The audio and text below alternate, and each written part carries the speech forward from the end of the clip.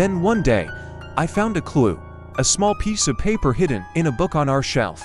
On it was a single name, written in a strange language. I took the note to a local bookstore, hoping they could translate it. They took one look at the paper and their eyes widened in shock. "This isn't just a name," they said, "it's a symbol of an ancient evil." They explained that the name belonged to a demon, one that was said to bring death and destruction wherever it went.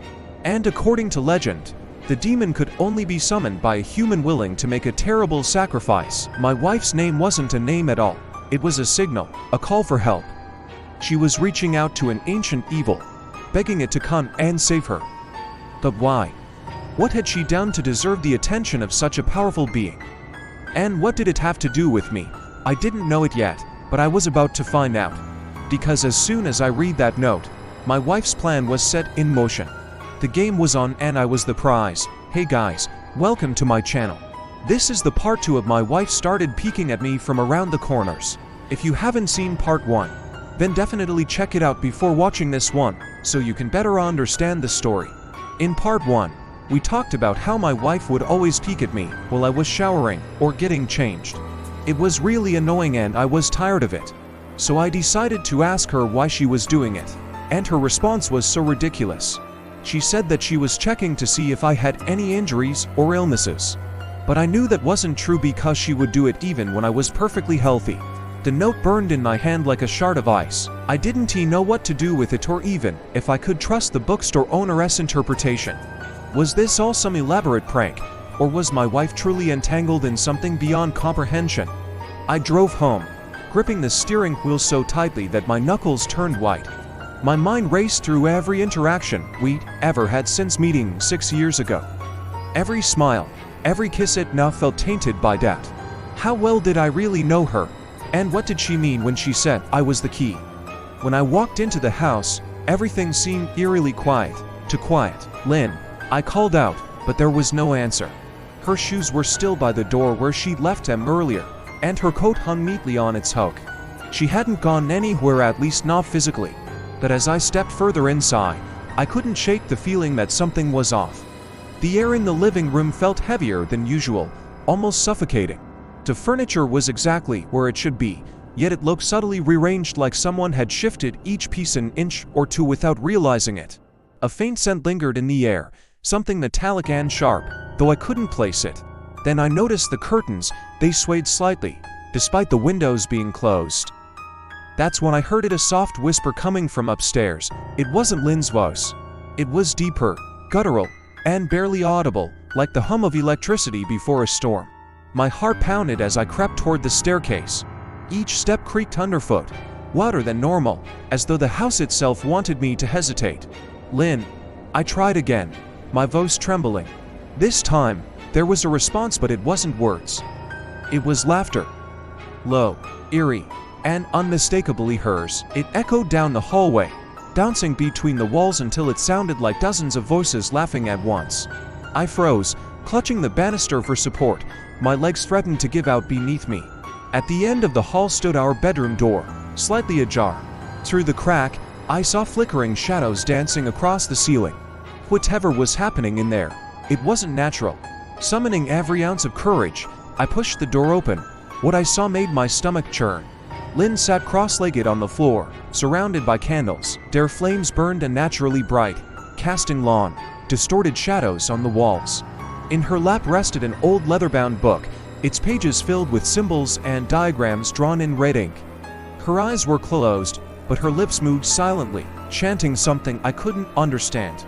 And then I noticed the figure behind her. It was tall, unnaturally so, and cloaked in darkness. Its presence seemed to warp the very fabric of reality around it. The air shimmered like heat rising from asphalt, and the temperature dropped so suddenly that frost formed on the windowsill. I must have gasped because Lynn's eyes snapped open. When she saw me, her expression didn't soften, it hardened. "You shouldn't be here," she said coldly. Her tone sent chills down my spine. This wasn't the Lynn I knew. This was someone or something else entirely.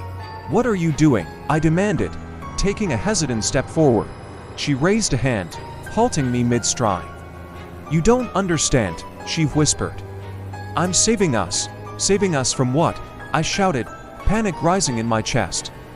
Before she could respond, the figure behind her shifted, its head tilted, and though I couldn't see its face, I felt its gaze pierce straight through me. In that moment, everything clicked: the peeking, the strange behavior, the cryptic warnings. It wasn't about me at all, not directly. "You're not human, are you?" I asked, my voice breaking. Lynn hesitated, her jaw tightening, then, slowly, she shook her head. "I've been watching over you," she admitted. "Protecting you, but they found me, the others," she said, gesturing vaguely toward the shadowy figure.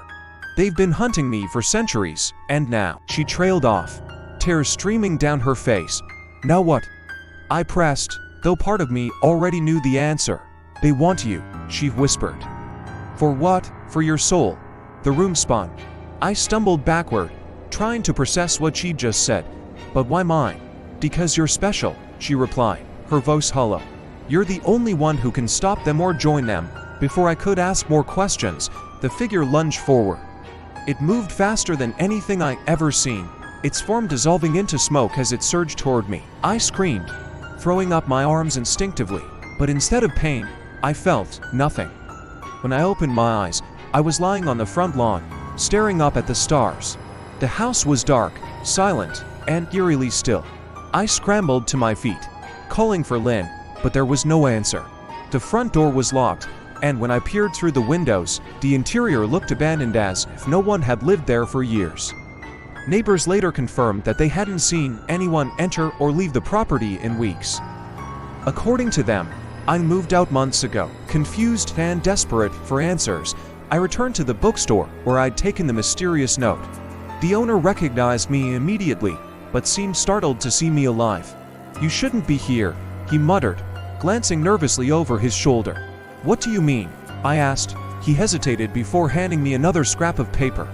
On it was written a single word: "Run." To this day, I don't know what happened to Lynn or who, or what she really was.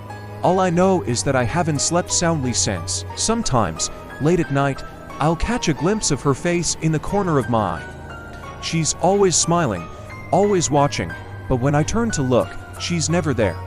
Sometimes, late at night, when the house is quiet and my mind won't stop racing, I find myself staring into the darkness, replaying everything over and over again. Did Lynn sacrifice herself to protect me? Was she trying to save us both from something far worse than I could comprehend? Or did she betray me to those forces, those shadows she whispered about in that cold, dead tone? I don't know, and maybe I never will. What terrifies me most isn't the not knowing it, the feeling that this isn't over. That it can't be, because deep down, I can still feel her presence. Not just in memories or fleeting glimpses out of the corner of my eye, but in the way the air feels heavier now, like something unseen is always watching, waiting. Am I safe? The question haunts me. How do you live your life knowing someone or something might still be out there, lurking in the spaces between light and shadow? Every sound outside my window, every creak of the floorboards, every reflection in the mirror, it all feels like a test. Like one day, they'll come for me again. And then there's the bigger question, the one I'm almost too afraid to ask. Was I ever truly human in all of this? Or was I just another piece on their board, upon moved around by hands I couldn't see? The truth is, I don't think Lynn was entirely herself, not for a long time. Maybe she never even existed at all, at least not as I knew her. Maybe she was just an illusion. A carefully crafted lie designed to keep me close until the moment they needed me most. But why me? What made me so special? I wish I had answers. Instead, all I have are questions and the known certainty that whatever happened that night wasn't the end. It was only the beginning. So now, I wait, I watch, and I wonder if the next time I see her face, it'll be in the corner of the room, peeking at me with that same wild grin. Only this time, I might not be able to wake up from the nightmare.